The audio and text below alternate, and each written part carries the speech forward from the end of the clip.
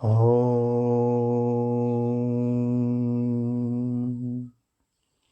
नमः शिवाय।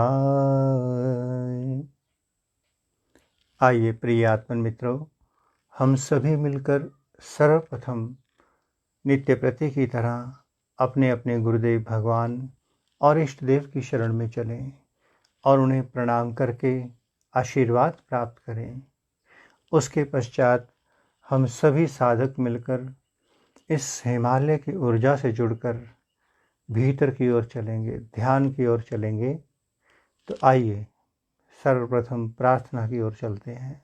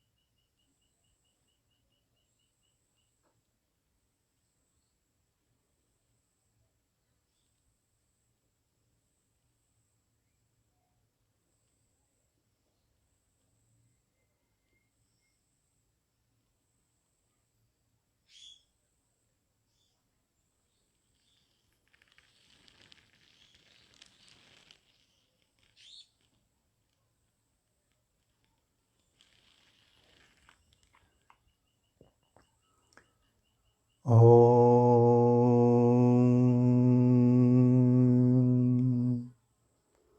नमः शिवाय। ॐ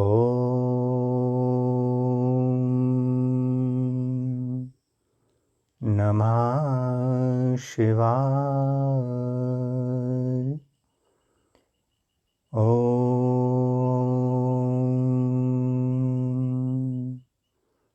नमः शिवाय। हे समस्त प्रिय आत्मन मित्रों, प्रभु प्रेमी, गुरु प्रेमी, ध्यान प्रेमी आत्माओं, आप सबके भीतर विराजमान अविनाशी अनंत परम ब्रह्म परमात्मा के श्री चरणों में हिमालय की इस तपोभूमि श्री केदारखंड से हिमालयन ऋषि का कोटि कोटि प्रणाम।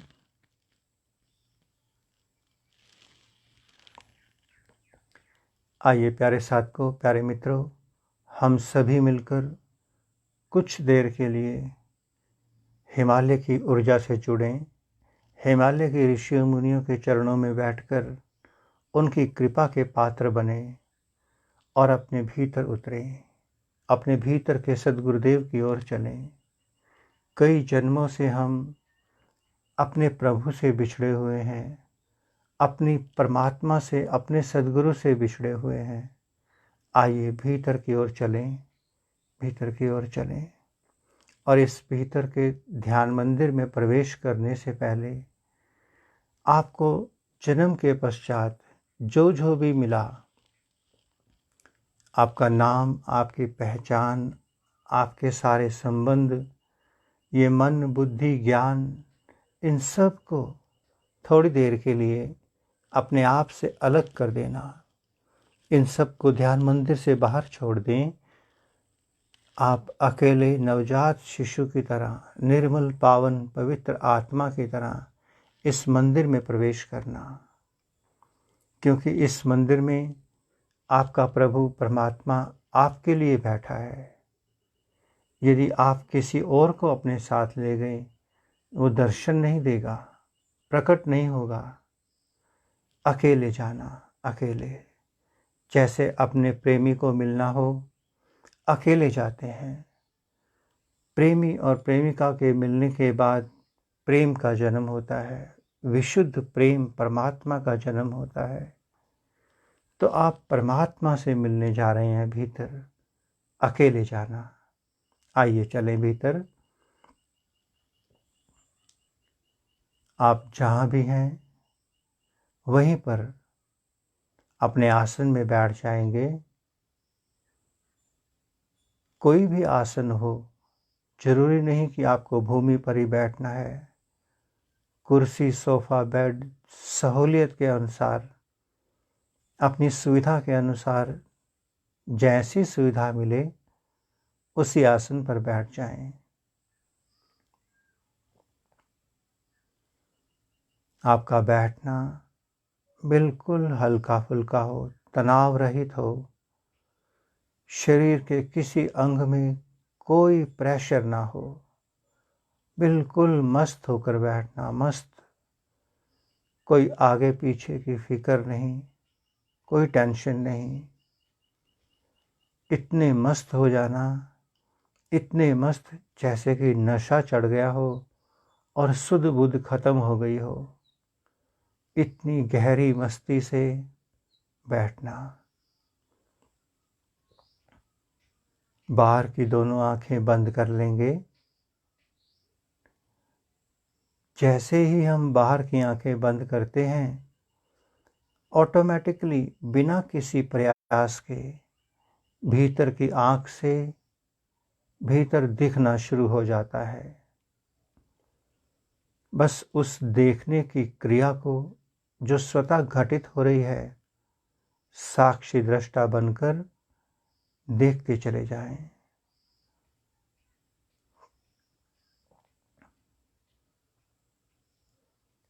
बड़े आराम से बैठना, मस्त होकर बैठना, कोई अकड़ ना हो, हल्के फुल्के रिलैक्स्ड बैठना। जैसे आपको अच्छा लगे वैसे बैठना। अपना ध्यान दोनों भवों के बीच में शिव नेत्र के स्थान पर उतार दें।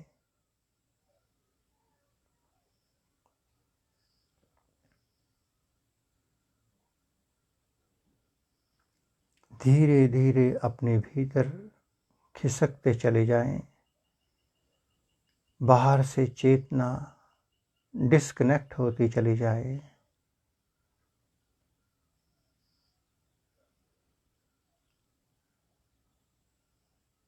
लगातार देखते चले जाएं भीतर।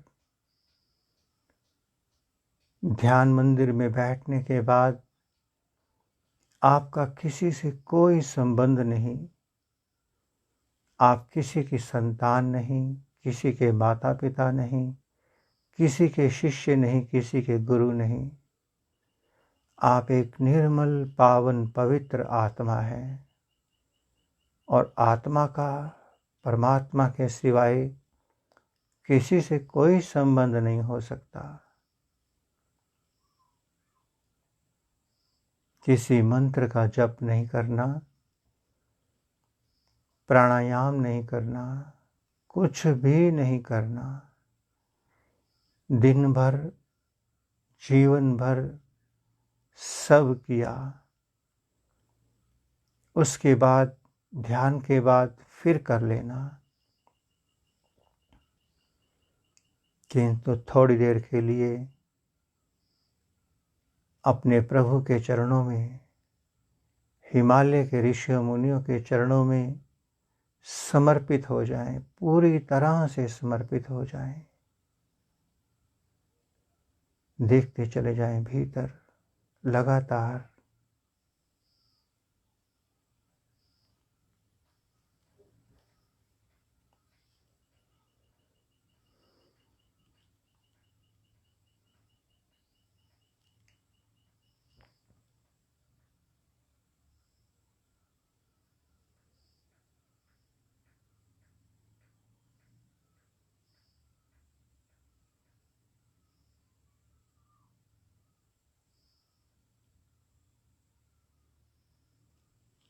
ध्यान कोई सजा नहीं है, ध्यान तो प्रेम है।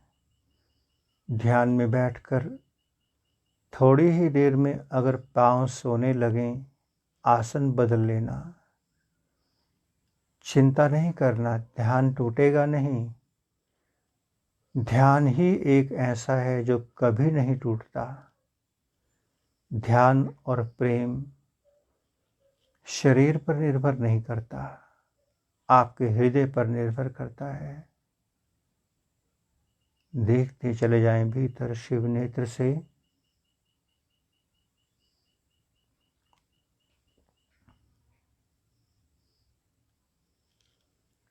इंद्रियां कुछ भी दिखाएं, प्रकाश या अंधकार, किसी का कोई महत्व नहीं। ये सब चालबाजियां हैं मन की। मन की किसी चालबाजी में नहीं आना। साक्षी दृष्टा होकर देखते चले जाएं।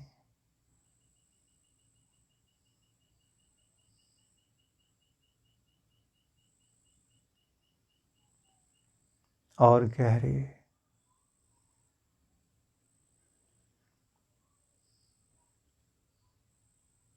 जैसे ही आपका ध्यान घटित होगा, भीतर प्रवेश करेंगे, स्थूल शरीर से आपका संबंध अपने आप कटने लगेगा। अपने आप। जब तक आप होश में बैठे होते हैं, तब तक शरीर पे ध्यान रहता है। भीतर चले गए, जैसे जैसे भीतर जाएंगे, शरीर से चेतना हटती चली जाएगी। बस आप अपना ध्यान शिव नेत्र पे बनाए रखें। शेष क्या होगा, क्या होना चाहिए, उस शब्द जाल की ओर मत जाना।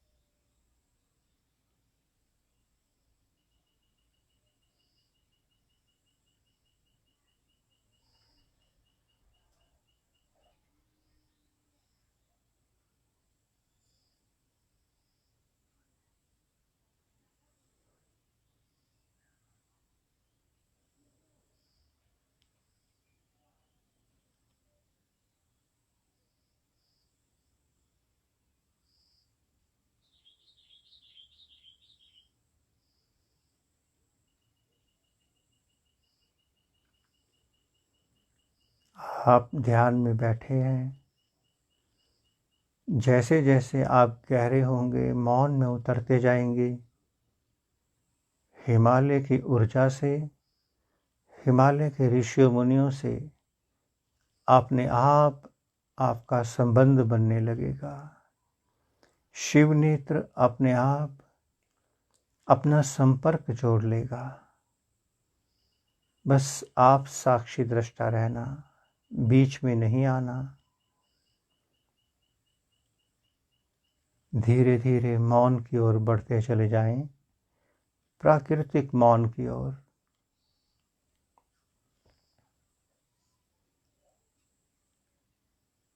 हम भी धीरे धीरे अपने शब्दों को विराम देंगे ताकि सभी सीधा सीधा अपने भीतर उतर सकें।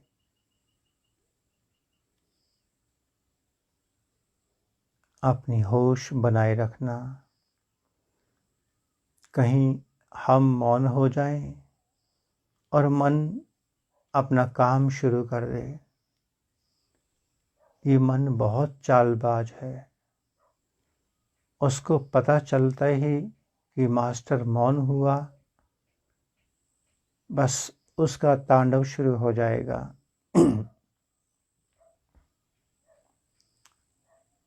मन के प्रति जाग कर बैठना, पूरे जाग कर।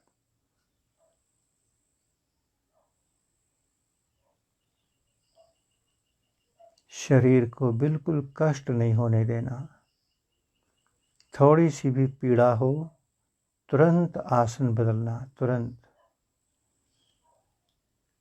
आप कोई सजा तो नहीं भोग रहे कि आपको आसन सिद्धि करनी है। परमात्मा तो प्रेम के वश में है, सिद्धियों के वश में नहीं है। साक्षी दृष्टा होकर भीतर देखते चले जाएं।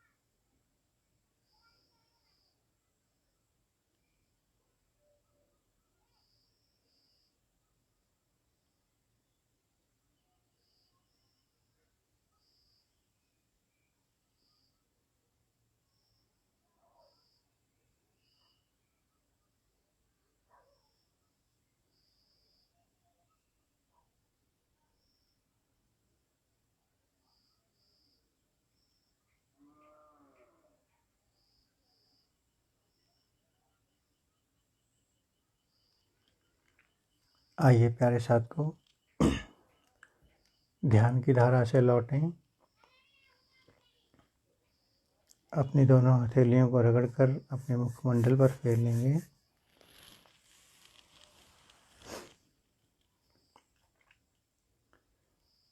प्रभु ने हम सबको अपने चरणों में बिठाया।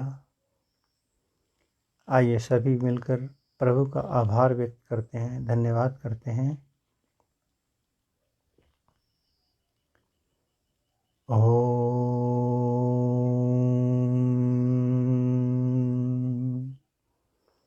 नमः शिवाय। ओम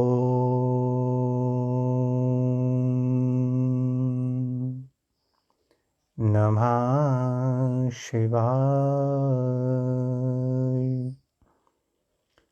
ओम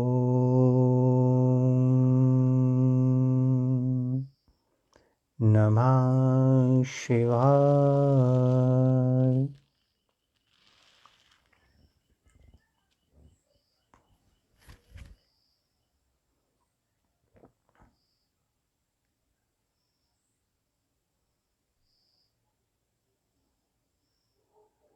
प्यारे साथियों, प्यारे मित्रगणों,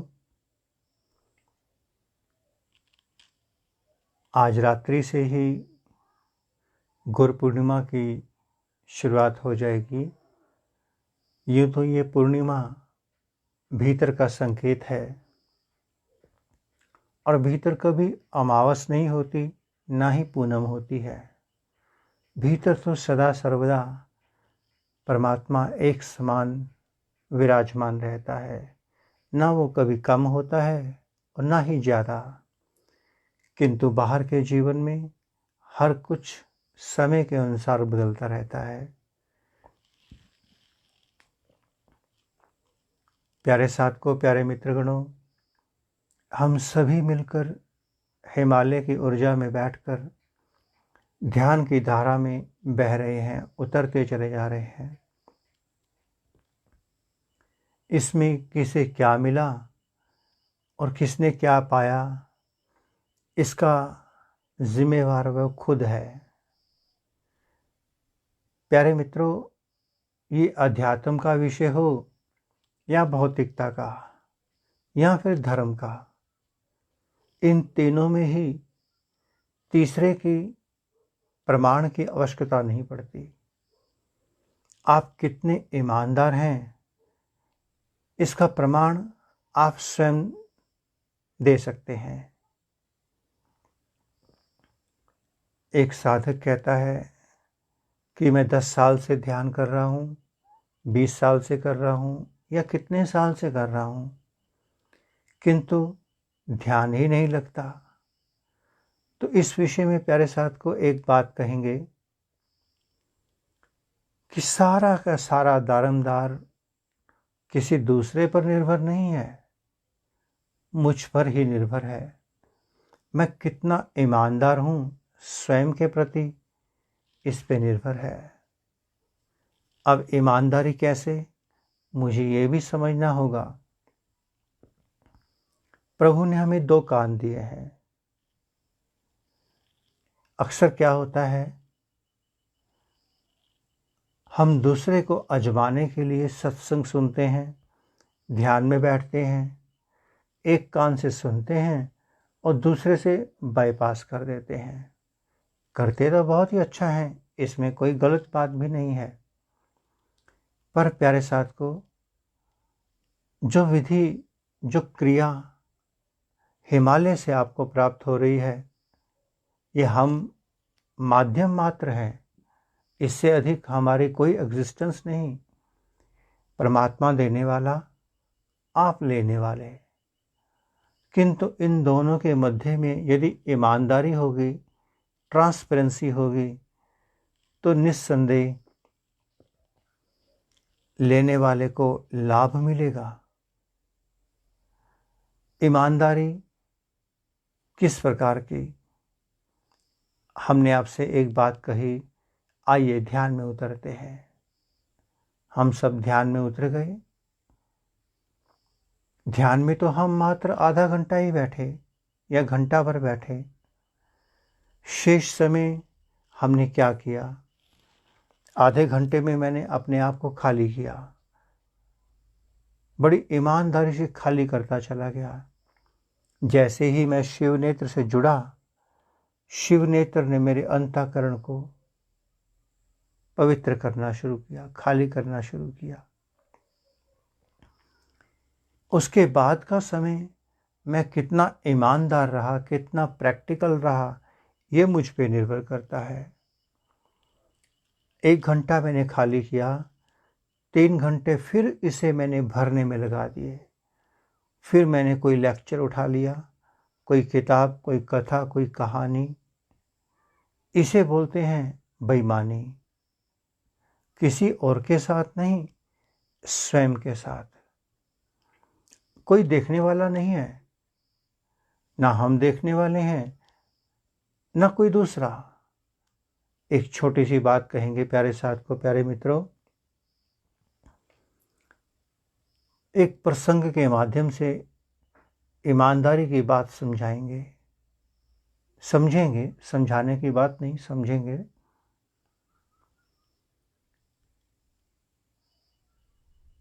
हालांकि ये प्रसंग आपने अनेकों बार सुना होगा,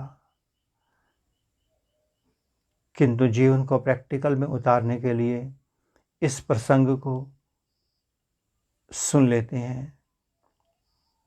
ज्ञान का हमारे जीवन में बहुत महत्व है। कब? जब हम ज्ञान को एक बार सुने, उसके बाद उसे प्रैक्टिकल में उतारना शुरू कर दें।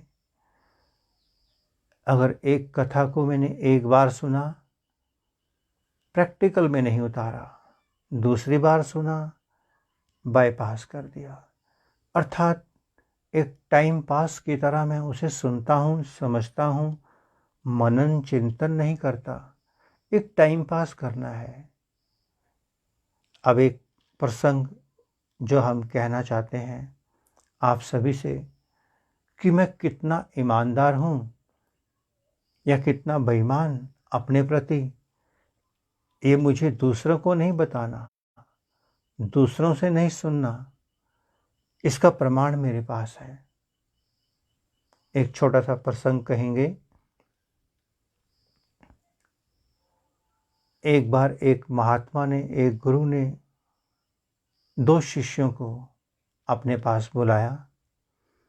दोनों को एक एक जीव, कुछ भी कह लीजिए, मुर्गा ही कह लीजिए या समथिंग कुछ भी, एक प्रसंग ही है प्रेरणा के लिए।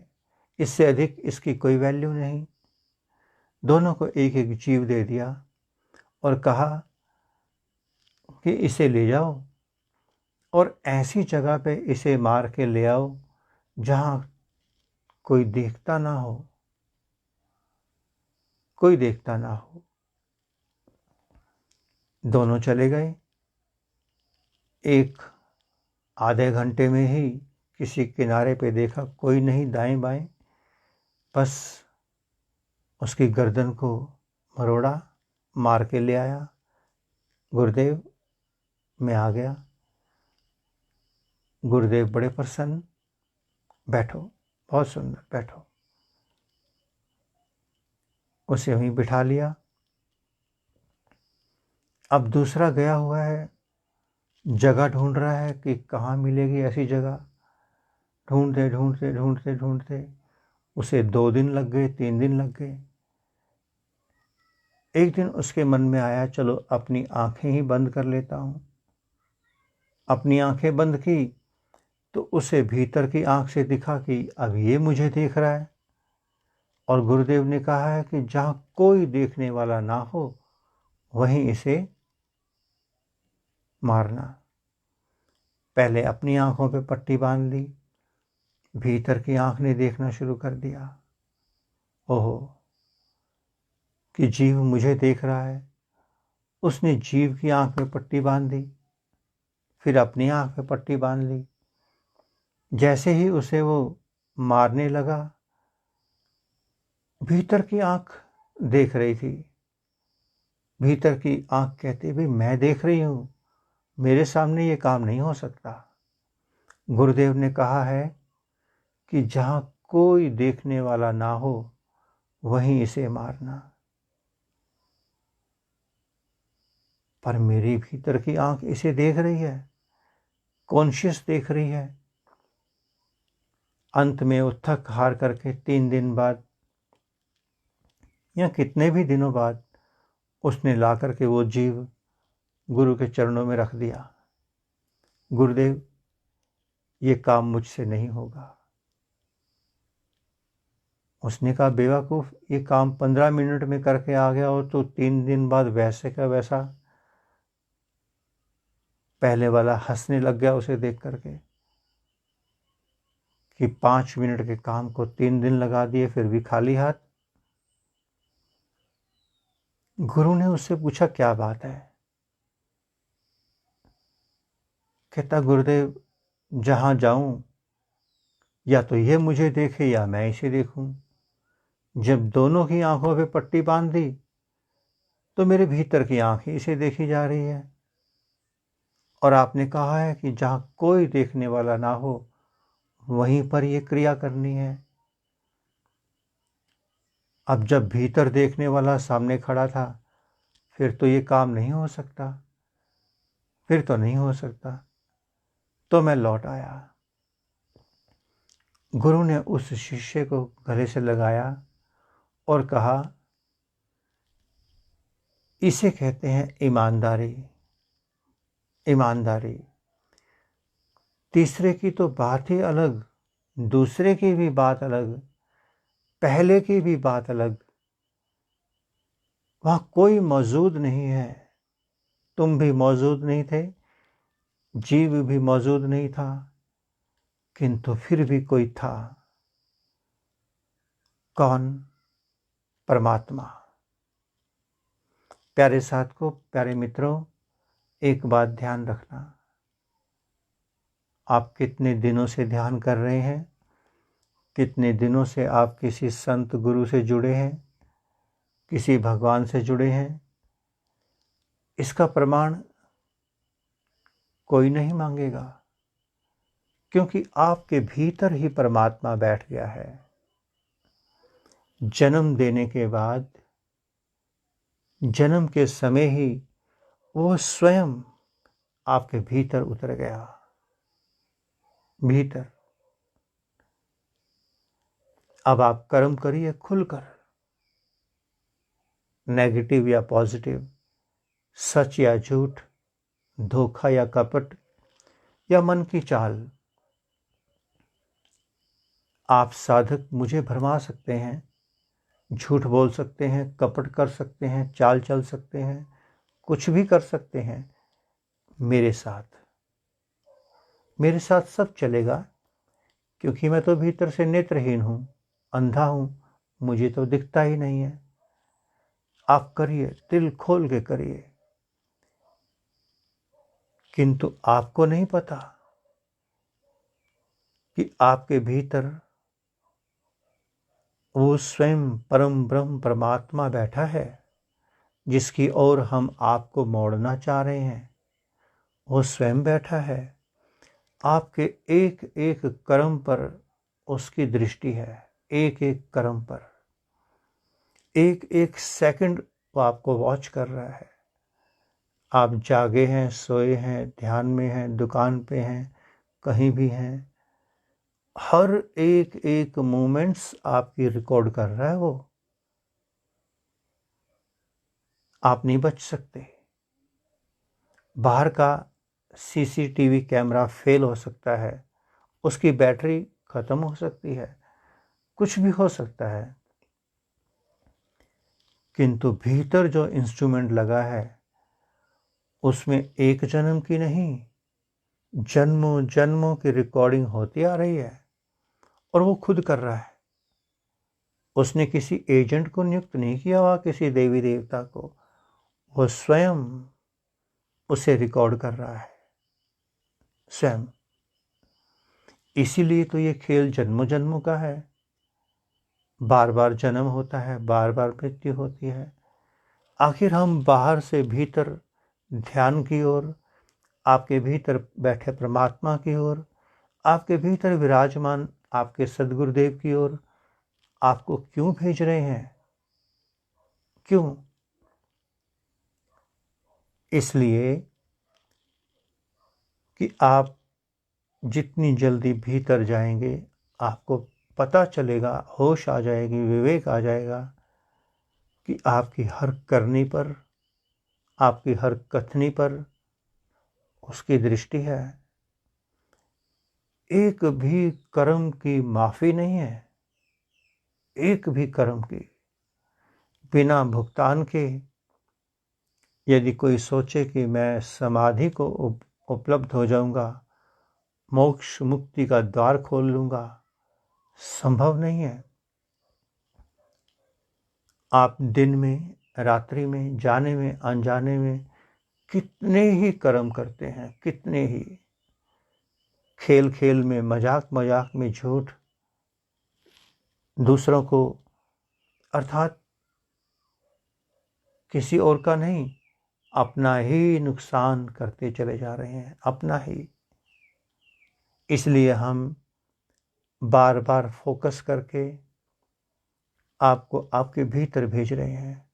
एक बार जब आपका कनेक्शन आपके भीतर बैठे प्रभु से बनेगा ना, जब आप जान जाएंगे, उसे समझ जाएंगे, कभी तो वो झलक देगा, उस दिन आपको पता चलेगा,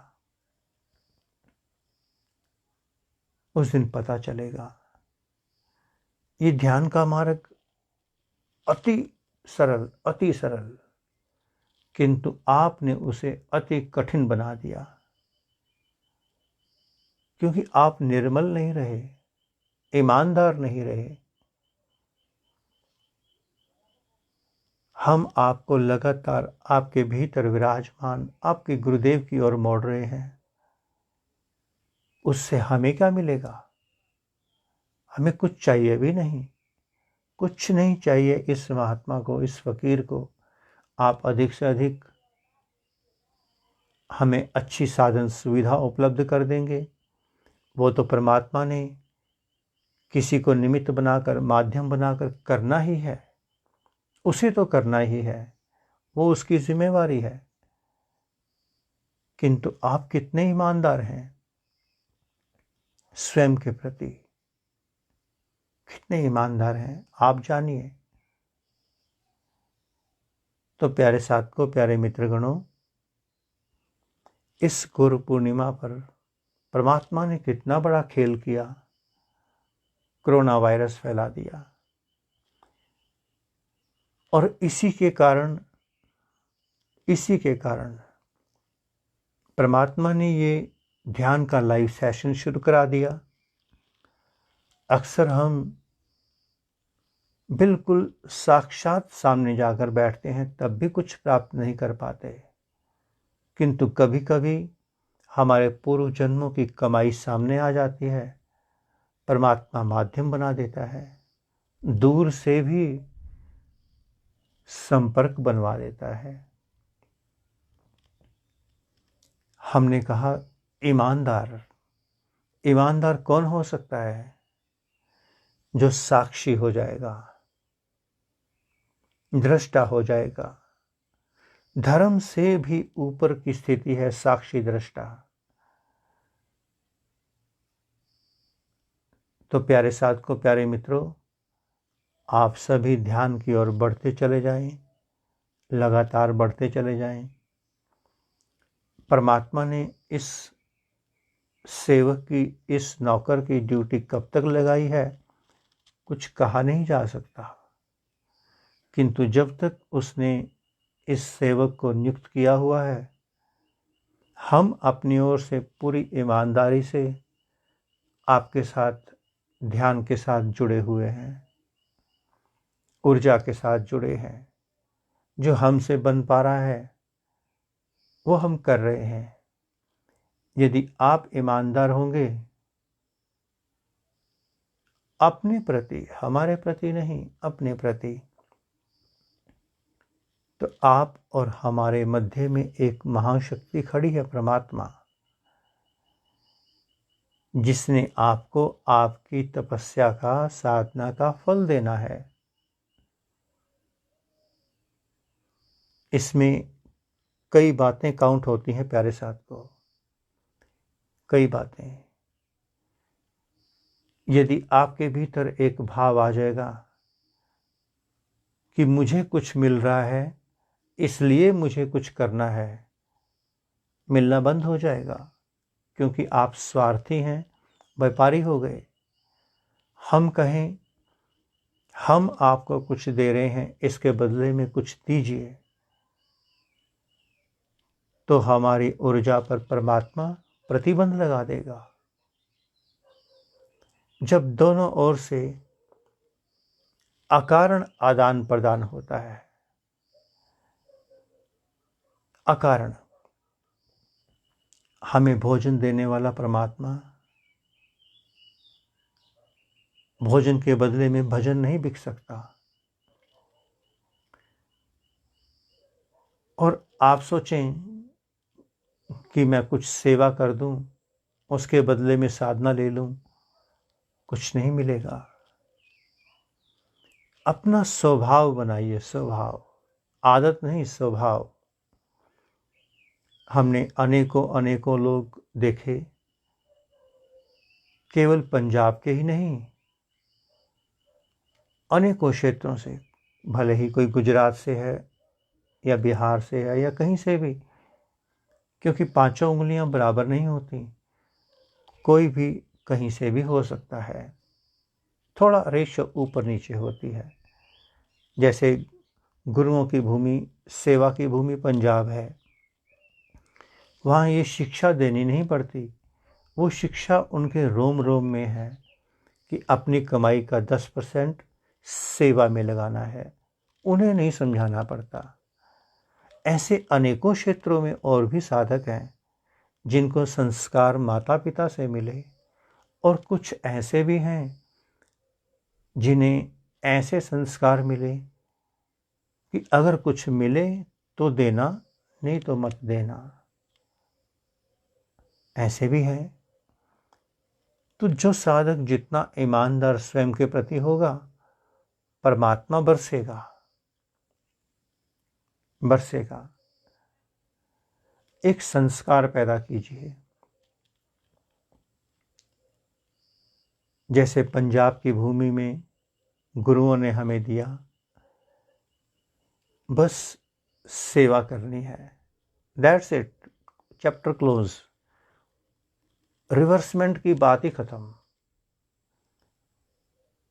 हिमालय की बात, हिमालय के ऋषियों मुनियों की बात, बस ध्यान बांटना है, चैप्टर क्लोज। अगर प्रेम का तो एक सिद्धांत है, प्रेम का एक सिद्धांत है, वन साइड ट्रांजैक्शन, केवल दिया जाता है, लेने के लिए नहीं, केवल दिया जाता है। और जो देता है, लेने और देने वाले के मध्य में परमात्मा तो विराजमान रहता ही है, वो कभी अन्याय नहीं होने देता। देने वाला भले ही मुफ्त में बांट रहा हो, किंतु परमात्मा उसके बीच में खड़ा होकर के उसे और देता है, इतना देता है कि वो संभाल नहीं पाता।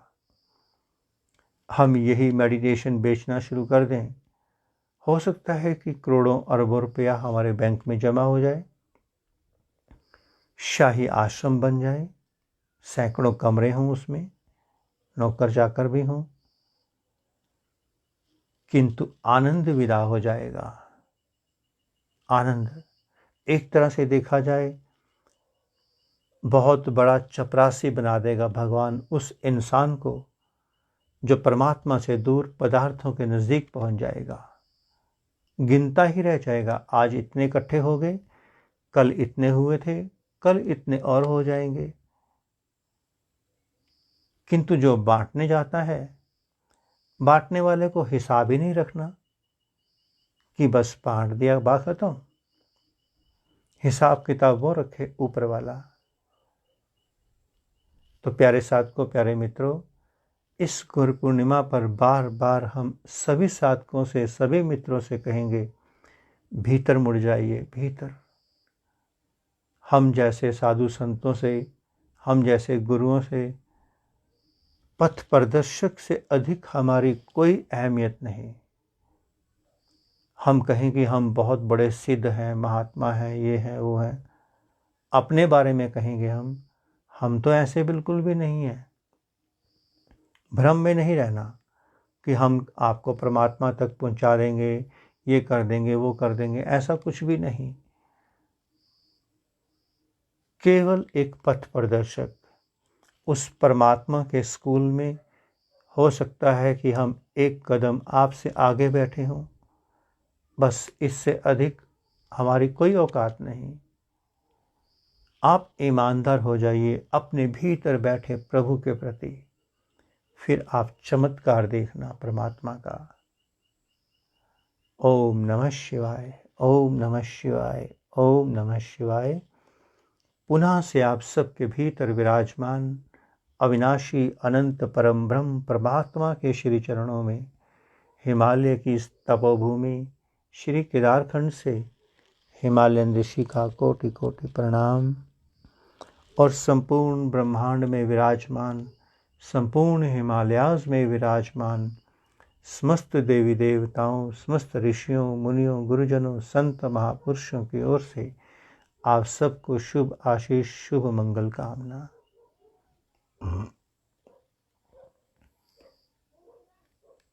ओम सर्वे भवन्तु सुखिना, सर्वे सन्तु निरामया, सर्वे भद्राणि पश्यन्तु, मा कश्चित् दुःख भाग् भवेत्। ओम शांति शांति शांति। प्यारे साथियों, गुरु पूर्णिमा की पहली सिटिंग आज रात्रि 11:30 बजे प्रारंभ होगी और शायद 12:30-1 बजे तक चलेगी। ध्यान की सिटिंग होगी, थोड़ा सा उसमें लेक्चर होगा, अधिक नहीं। अधिक हम मौन की ओर, ध्यान की ओर ही जाएंगे, क्योंकि हमने आपको आपके भीतर लेके जाना है, भीतर का रास्ता दिखाना है। जाना तो आपको स्वयं होगा, जाना स्वयं होगा, रास्ता दिखाना है। तो पहली सिटिंग रात को 11:30 के आसपास शुरू करेंगे और उसके पश्चात फिर 3:15 बजे के आसपास कुछ साधकों को, जो साधक पिछले महीने रह गए थे, उनको इष्ट देव मंत्र दीक्षा 3:15 बजे से 4 बजे के बीच में दी जाएगी। इष्ट देव मंत्र दीक्षा है ये, गुरु मंत्र दीक्षा नहीं है। गुरु मंत्र दीक्षा तो पता नहीं कब किसे मिलेगी, कुछ नहीं कहा जा सकता। किससे मिलेगी, कुछ नहीं कहा जा सकता।